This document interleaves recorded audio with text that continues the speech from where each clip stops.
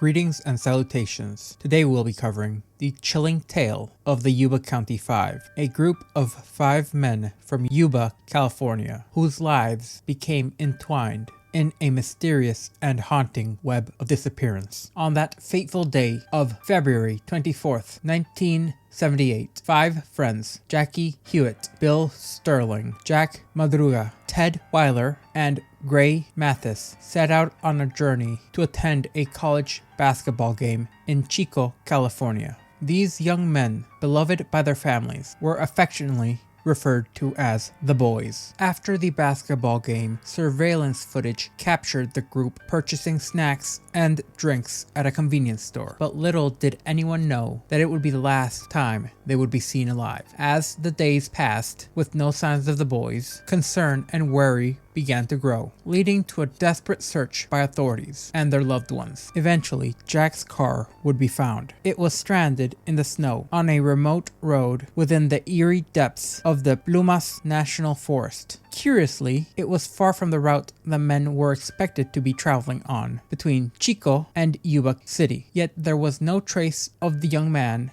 or his friends. The forest had seemingly swallowed them whole, shrouding their fate in uncertainty. Months later, in June 1978, the forest began to yield its dark secrets. The remains of 4 of the Yuba County Five would be discovered, scattered across a vast 20-mile radius from the car. However, one of the friends, Gary Mathis, remained elusive. It was almost as if he had been swallowed by the very heart of the wilderness, leaving his fate a haunting question mark on this case. To this day, the forest has refused to surrender the answers to this confounding puzzle that has baffled investigators and gripped many within the nation. The question of what happened to these young men within the sinister embrace of the Plumas National Forest. Why did they veer off their intended path? And what secrets does the wilderness hold which could help explain their fate? The tale of the Yuba County Five continues to perplex the minds of investigators and internet sleuths alike. The incident took place on the chilling night of February 24th, 1978, where 5 young men, each grappling with mild intellectual disabilities or psychiatric conditions, set out on an innocent adventure to attend a college basketball game at California State University, Chico. Little did they know that this night would be etched in the annals of tragedy and mystery. The members of this ill-fated group were Bill Sterling, aged 29, Jack Hewitt, aged 24, Ted Weiler, aged 32, Jack Madruga, aged 30, and Gary Mathis, aged 25. As the night grew dark, their car, a Mercury Montego, traversed the roads, leading them far from the path back to Yuba City. Eventually, they would find themselves stranded on a remote mountain dirt road in the eerie Plumas National Forest. The car would eventually be abandoned, an action which bewildered investigators, as it was fully functional and could have easily freed them from the snowpack, which would eventually encase it. Days turned into weeks, and no trace of the young men could be found. But as the snow melted away, the forest began to reveal its dark secrets. In June 1978, their lifeless bodies would be discovered, scattered within the dense woods, nearly 20 miles from the abandoned car. It must be noted that only bones remained of 3 of the men, their bodies claimed by the relentless scavenging animals. However, the more puzzling discovery was that of Ted Weiler, who was found inside a trailer camp used by backpackers. Astonishingly, he had seemingly survived for up to 3 months after the men's last sighting, surrounded by ample food and heating materials, yet he would tragically succumb to starvation. To deepen the mystery further still, a local man would come forward with a harrowing account. He revealed that he had spent some time that same night in his car, not far from where the Montego was abandoned. In a chilling twist list, he claimed to have heard and seen mysterious figures around his vehicle, twice calling out for help, only for them to fall silent and extinguish their flashlights shortly after. The considerable distance between the car and the site where the bodies were discovered would fuel further suspicions of foul play. It must be noted that they played together at the Yuba City Vocational Rehabilitation Center, and those who knew them understood that anticipation bubbled within their hearts as they eagerly awaited the upcoming Special Olympics tournament in Sacramento on February the 25th. This would be a chance for them to claim victory, so they embarked. On the eve of the tournament, they first attended another basketball game. This was at California State University in Chico, having driven 50 miles in Jack's Mercury Montengo. Their spirits were notably high as they cheered on their team. After the game, they made a stop at a nearby convenience store. They would load up on sweets and chocolate milk for their journey back to Yuba City. However, the veil of the night would soon surround their car and shrouded their fate. Witnesses spotted them driving away. Supposedly, they had been headed precisely towards Yuba City. Unfortunately, they would never arrive at their destination. When morning came, worry would creep into the hearts of their parents as they noticed their sons had not returned home. These young men were not the type to stay out all night, and surely they would not willingly miss their beloved basketball game to take a joyride into the woods. With a fair bit of apprehension, Madruga's mother contacted the authorities. This would ignite a relentless search for the Yuba County Five. Their disappearance would set in motion a chain of events that would baffle investigators. In the early 1970s, while stationed in West Germany in the United States Army, Gary Mathis, a native of Yuba County, California, found himself entangled. The throes of addiction tightened their hold, leading to a diagnosis of schizophrenia and ultimately resulting in a psychiatric discharge from the military, returning him to his parents' home in Yuba City. Gary sought treatment at the local mental hospital. However, the journey was arduous and he suffered through bouts of violent incidents and troubling psychotic episodes, which landed him in the Veterans Administration Hospital. By 1978, he was receiving outpatient treatment and his physicians would refer to him as a sterling success case. To supplement his Army disability pay, Gary worked in his stepfather's gardening business, striving to rebuild his life. Amidst the challenges he faced, he found solace and camaraderie in a close-knit group of friends, each who were dealing with their own set of challenges. Bill Sterling and Jackie Hewitt struggled with mild intellectual disabilities, while Ted Wyther and Jack Madruga were both informally labeled as slow learners. Like Gary, these men resided with their parents, and together they were affectionately referred to as the boys by their families, bonded by their shared love of sports. They often gathered to play or watch games as members of the Gateway Gators basketball team, supported by a local program for individuals with mental disabilities. They would experience joy and unity on and off the court. On the horizon was a monumentous event,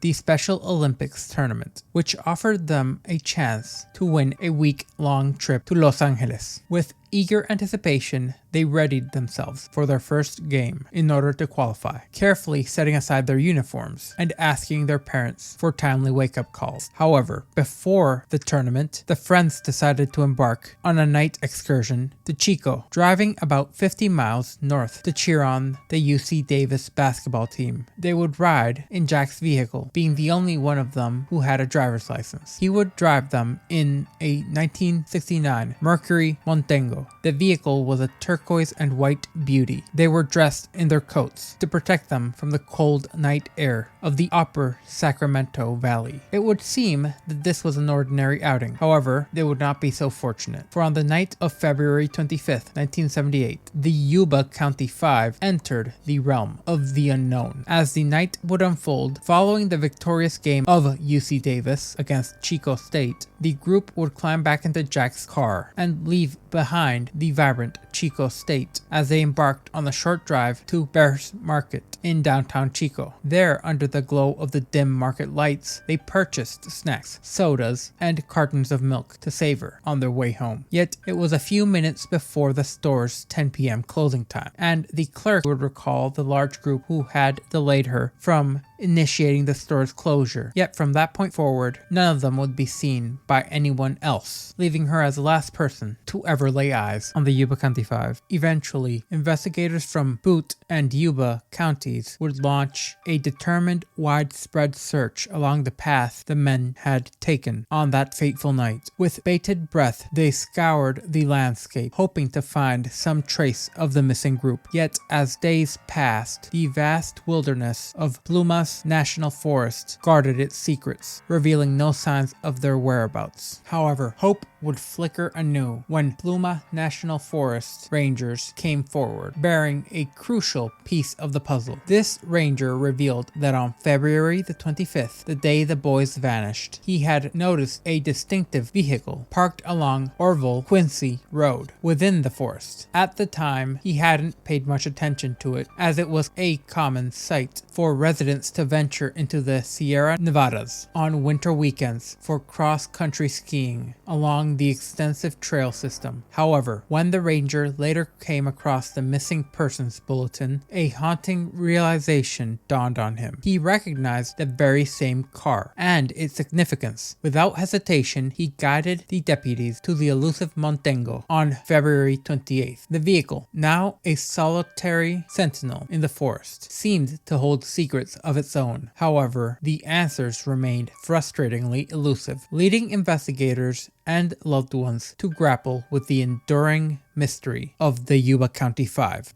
Once they had found the car, they were met with a strange sight of there being no trace of the men within the vicinity. It had appeared that once becoming hopelessly stuck in the snowbank within the remote Plumas National Forest, and nearly 50 miles in the opposite direction of their supposedly intended route, the five men had not attempted to move the vehicle. 5 strong men should have been easily able to move the car off the snowbank, yet it had seemingly remained motionless. Checking within the car, they had found that the car had at least a quarter of a tank of gas, along with several maps in the glove compartment, which made it clear that they could have moved the car if they had so desired. But one thing was clear: the keys were strangely missing. With the mystery deepening, the police ventured into the surrounding woods in search for any clues.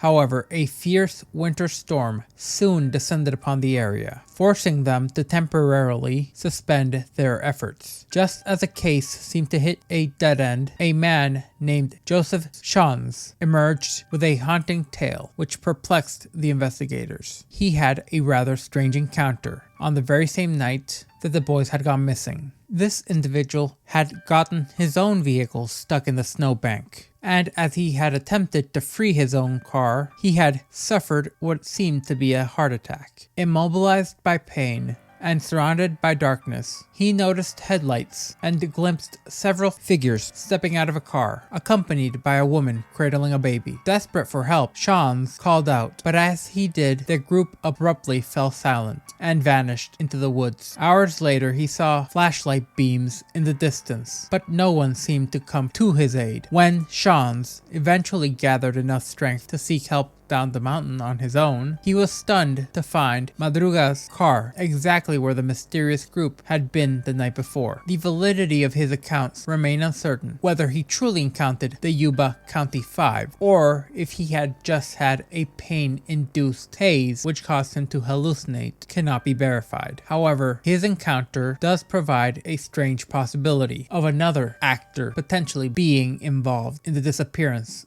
and deaths of the boys, lying on a bed within a trailer, lifelessly the body of Ted Weiler was found, swathed in sheets. His feet bore the gruesome scars of severe frostbite, hinting at the harsh trials he must have endured prior to his untimely demise. Shockingly, Weiler's emaciated form and the length of his unkempt beard suggested that rather than dying due to frostbite, he had survived for a haunting 2 to 3 months after the group's mysterious disappearance. Yet the circumstances of his demise only deepened the enigma. Although he had broken into the trailer seeking shelter, he had inexplicably left the locker filled with enough food to sustain all 5 men for a year, making his emaciated demise all the more confounding. The following day, investigators made even more discoveries. Miles away in the unforgiving woods, the ravaged remains of Jack Madruga and Bill Sterling were found, ravaged by scavenging animals. It remains uncertain whether they had reached the trailer or if they had died prior to anyone having located the trailer. Close by, they would uncover Jack Hewitt's shoes and spine, chillingly close to the trailer's very own eerie location. His skull lay an estimated 100 yards away from the rest. It was as if fate had played a cruel game of hide-and-seek as the families dealt and came to terms with their grief. Questions swirled in the minds of investigators like a tempestuous storm. How did the men reach such a desolate spot? Why had they left the safety of the car? And where was Mathis? This unsettling question lingered, casting a shadow on the investigation. Mathis was now the only one missing. His body never found. Only sneakers would be discovered within the trailer, offering a haunting trace of his presence amidst a flurry of doubts and fears. However, the tale of the Yuba County Five would not be solved so easily. The foremost question amongst the enigmas surrounding this investigation focused on the car's location, being situated a staggering 70 miles from Chico, far from any logical route to Yuba or even Marysville. Puzzlingly, none of the men's family could fathom why they would have embarked on this perilous journey, which would lead them up a remote mountain on a wintering night. The fact that they had ventured into such high elevation areas within the forest without any extra clothing or supplies on the night of a much anticipated basketball game, which must be noted they had eagerly discussed for weeks on end, raised many a question. Madruga's parents attested to their son's detest of the cold, noting that he would never have ventured into the mountains before due to the cold. Similarly, Bill Sterling's father recounted that while he once took his son fishing near the car's location, the younger man had disliked it and opted to stay home on later trips. The police found themselves grappling with the question as to why the men had abandoned their car at an elevation of 4,400 feet, having left the car just shy of the area where the winter snow would deepen. While yes, the vehicle had been mired in snowdrifts, evidence indicated that the men had only attempted to free the car by spinning the wheels, and that the snow was not so deep that 5 healthy individuals would be incapable of pushing on the car to aid it in becoming unstuck. Adding to the enigma was the fact that the keys were conspicuously absent from the abandoned vehicle, and even from the remains that were found, suggesting that the car might have malfunctioned and had been left behind with the intent of repairing it. However, upon further investigations, including the police hotwiring the vehicle, they were able to note that it had started immediately, and the fuel gauge had revealed at least a quarter of a tank of gasoline. The mystery would only deepen further when, surprisingly enough, the car's undercarriage exhibited no dents, gouges, or even mud scrapes, despite supposedly traversing a long distance up a rugged mountain road, riddled with bumps and ruts. Such an immaculate condition seemed only possible if the car had been placed there, or if it had been driven by someone incredibly skilled who was intimately familiar with the treacherous road. Yet the boys' families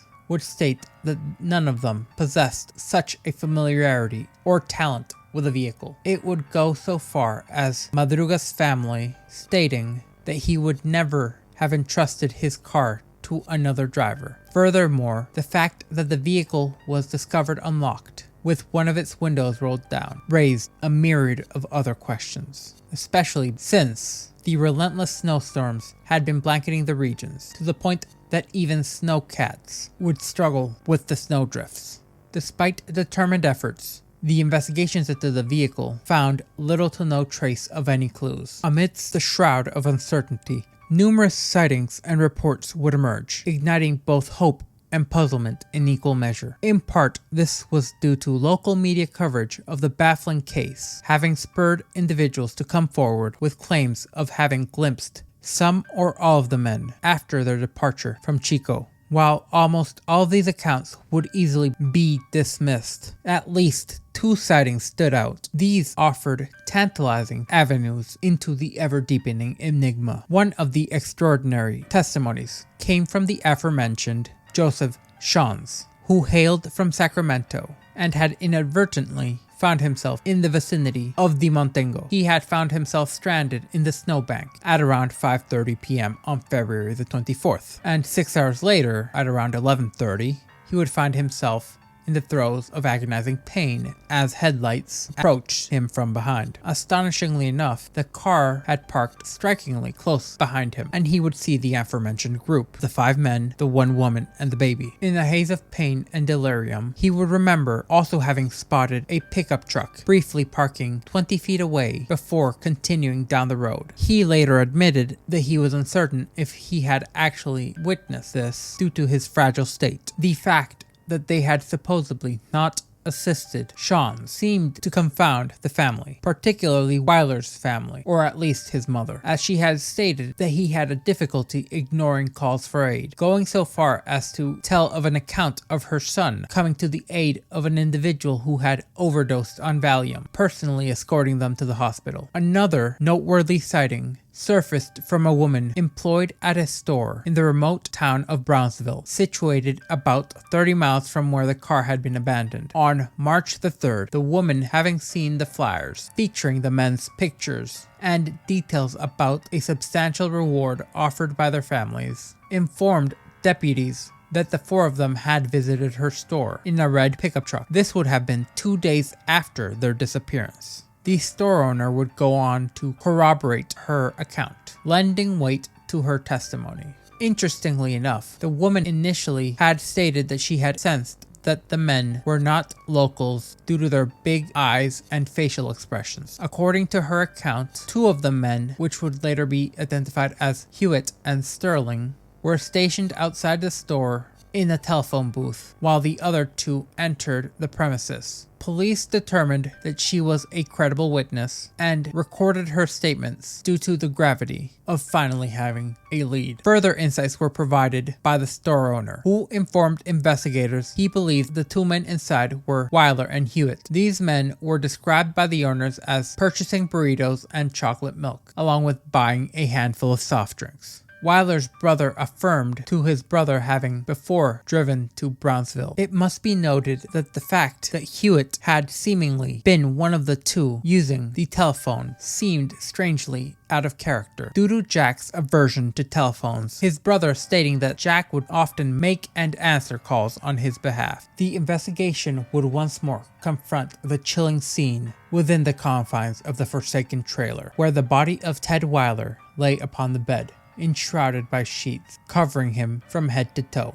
The autopsy would later reveal a grim truth. A combination of starvation and hypothermia were what had claimed his life. The once vibrant man had withered away, shedding almost half of his 200-pound frame, even though there was food within the trailer itself. In part, this was evidenced due to his unkempt beard, which suggested he had survived as long as 13 harrowing weeks since his last shave. The frostbite on his feet was noted to have escalated to a gangrenous state, bearing testament to the torment he had endured. Within the trailer, yet another puzzle seemed to confound investigators. No fire had been lit in the kindled fireplace, despite the presence of a myriad of matches and paperback novels that could have provided warmth in the fire against the biting cold had been left untouched. There was also the abundance of dehydrated sustenance, which had been completely untouched. Adding yet another confusing question was why the cans outside had borne marks of being opened and consumed, yet the food within had been left untouched. There was also the question of why had the butane tank in a nearby shed had its valve left unopened, despite being a potential, and rather plain to see, source of fuel for the trailer's heating system.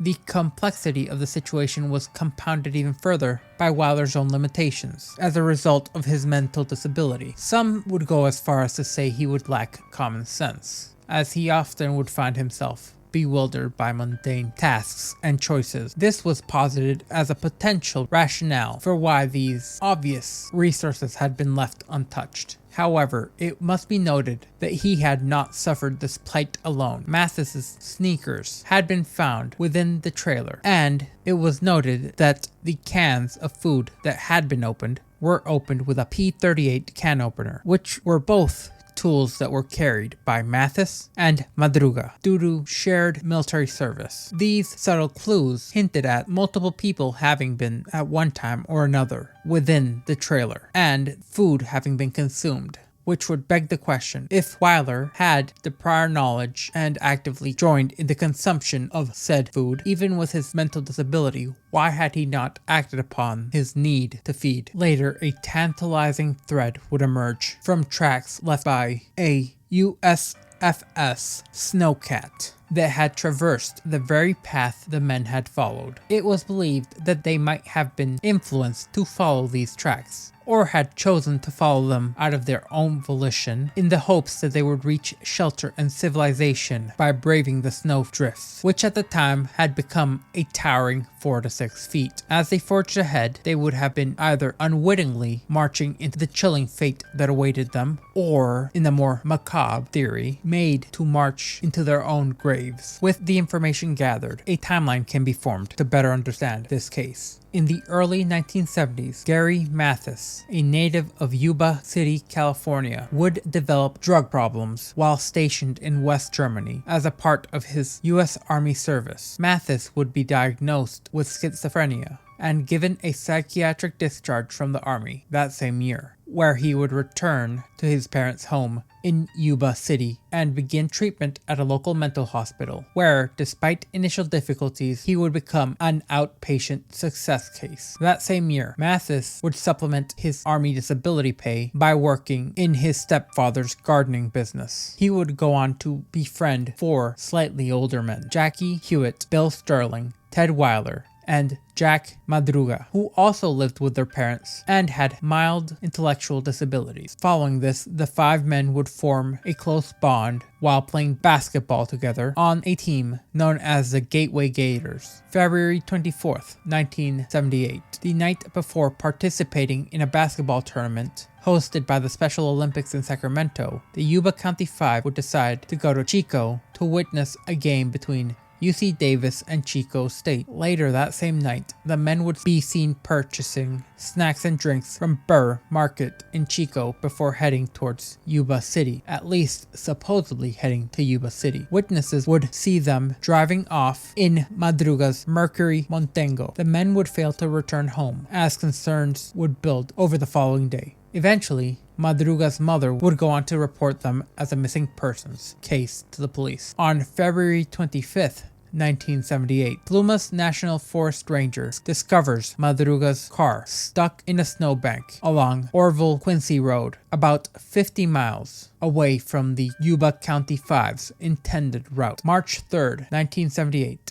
A woman working at a store in Brownsville reports having seen 4 of the men 2 days after their disappearance, fueling further mystery. June 4th, 1978, motorcyclists exploring Pluma National Forest discover a Forest Service trailer 20 miles from where the car had been found. Inside, they would find the body of Ted Wyler, wrapped in sheets, suggesting he had lived there for several months after his disappearance. June 5th, 1978, the remnants of Jack Madruga and Bill Sterling would be found on opposite sides of the road, 11.4 miles from the car. Both of them had died from hypothermia. June 7th, 1978, Jackie Hewitt's backbone was discovered under a bush 2 miles northeast of the trailer. His skull was later found downhill from the bush. Theories would emerge regarding the men's fates. Chief amongst them were those suggesting they may have followed the tracks of a snowcat, which led them to the trailer, along with theories suggesting that they may have been coerced to the trailer, either by being told falsehoods or by being forced. It must be noted that Gray Mathis remains missing, his body never found. The enigma of the Yuba County Five has been left unanswered. As the investigation deepened, the investigators would be forced to admit they had, as of yet, no explanations for what might have occurred. And even though there's thousands of leads, the hopes of finding them dwindle by the day. Despite numerous reports of a woman and a baby being present at the desolate mountain, no concrete evidence has been found to support such a claim. Nevertheless, the potential of the Yuba County Five having unintentionally intercepted a human trafficking ring or a group of criminals who were somehow implicated with the woman and her baby stands as a firm possibility. There's also the possibility that they had witnessed a crime having been committed, and due to this, they had somehow miraculously gotten their car stuck in a snowbank without any damage to the undercarriage. There's also some who claim the involvement of a supernatural or otherworldly presence, having potentially displaced the car from its original location and left it within the woods, where it would eventually become stuck. Ted Weiler's sister-in-law speculates that the men may have inadvertently witnessed a crime during the basketball game, particularly stating that they may have seen something at that game at the parking lot, while the mother of Jack Madruga has asserted that there was some force that made them go up there. We know good and well that somebody made them do it. We can't visualize someone getting the upper hand of those 5 men, but we know something must have. Yet, despite this myriad of speculation and theories, the truth remains elusive as the mystery persists, leaving investigators flummoxed with a frustrating paradox. They cannot conclusively prove a criminal act occurred that night, yet they find themselves equally unable to explain the sequence of events that would lead to these specific fate without the involvement of foul play. Even after decades of time has gone by, the case remains unsolved. If you remained with me until the end, I thank you, and I do hope you stay tuned and subscribe for more content.